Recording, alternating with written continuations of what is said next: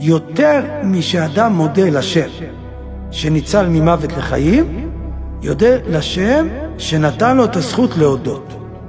שמה, חז"ל לומדים את זה ממודים דרבנו. אנחנו מודים לך, ברוך אל ההודאות.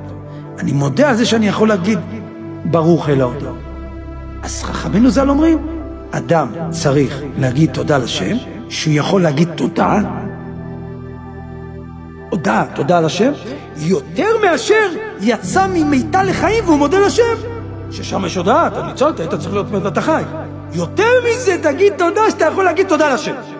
ככה חז"ל אומרים. איזה כיף, להגיד תודה לשם. יש לה זכות להגיד, השם חג לא? תגיד, אני לא רוצה.